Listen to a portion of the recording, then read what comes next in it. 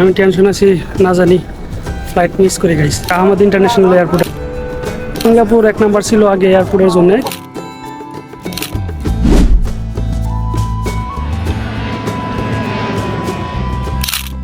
So guys, এই মুহূর্তে আমি আছি গাড়িতে। আর ইদানিং অনেকগুলো ভিডিওতে দেখছেন কাতারে অনেকগুলো ভিডিও আপলোড করছি। এটা হয়তো বা কাতারের লাস্ট ব্লগ বা লাস্ট ভিডিও হইতে যেতেছে, কারণ আজকের জন্য আজকে থেকে মানে কাতারটা মানে শেষ করতে চাইতেছে আর কি। প্রবাস লাইফটা যদি বলে থাকে, এই জিনিসটা আসলে এন্ড করতে চাইতেছি। তো অলরেডি আমরা রুম থেকে বের হয়েছি এবং আমার সাথে যাইতেছে হচ্ছে, সাথে আছে হৃদয়, আর সাথে আছে রনি ভাই, আর আমার সাথে আরেকজন আছে, উনি আমাদের পাশের ফ্ল্যাটে থাকে আর কি। তো এটা আর কি। সো এয়ারপোর্টে যা দেখা হইতো।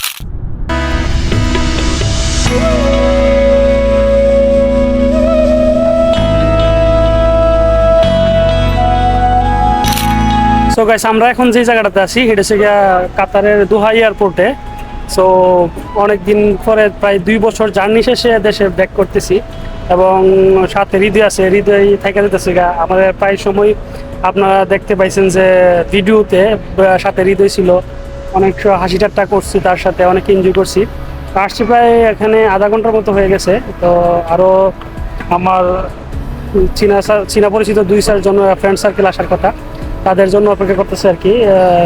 মিনিমাম আধা ঘন্টার মতো আশা করি অপেক্ষা করলে তারাও এখানে পৌঁছে যাবে আর কি। তাদের অপেক্ষায় এখনও মানে ইমিগ্রেশন ক্লিয়ারেন্স করতেছি না।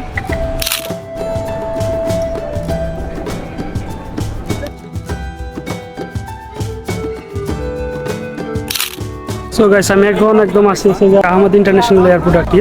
এখন আসলে ওয়ার্ল্ড ওয়াইজ বলতে গেলে সিঙ্গাপুর 1 নাম্বার ছিল আগে এয়ারপোর্টের জন্য, কিন্তু এখন কাতার দোহা এয়ারপোর্ট বা আহমদ ইন্টারন্যাশনাল এয়ারপোর্টে এখন নাম্বার 1-এ আছে আর কি। সো আসলে অ্যাকচুয়ালি বলতে গেলে আমি ইমিগ্রেশন ক্লিয়ার করতে অনেকটা সময় লেট হয়ে গেছে, যার কারণে আসলে আমি এখনও ঘামাইতেছি, কিন্তু আমার ইমিগ্রেশন ক্লিয়ার হয়েছে এবং যে গেট থেকে আমি মানে ফ্লাইটটা ধরবো ওই গেটটা যাওয়া পর্যন্ত আমাকে কন্টিনিউ করতে হবে আর কি, নাহলে আবার আমার হাতেও বেশি সময় নেই, কারণ আসলে ভিডিও করে দেখাতে পারতেছি না, একটু ওয়েটের জন্য সমস্যা ছিল। অলরেডি গেট নাম্বার খুঁজতেছি, C89 গেট নাম্বার, যদিও কন্টিনিউ করতেছি। হাঁটতে তো অনেকটা হাঁপে গেছি, টাইম ওই দিক দিয়ে বেশি নেই। আমি টেনশন আছি, না জানি ফ্লাইট মিস করে গেছি। আর এত গরমের ভিতরে আমি ব্লেজার ইউজ করার একমাত্র রিজন সেটা হচ্ছে দেখা গেছে কি আমার অলরেডি ওয়েট বেশি হয়ে গেছে আর কি। যে মানে সামান দেওয়ার কথা ছিল, আবার টোটালি ছিল 37 কেজি, ওই জায়গাতে আমি প্রায় 40 কেজির মতো হয়ে গেছি। সো দ্যাটস ওয়াই ব্লেজারটা গায়ে দিয়ে দিছি আর কি।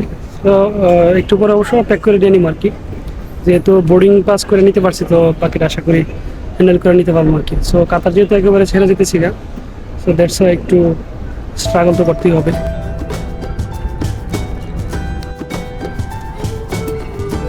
There's a gap shoe on those watch.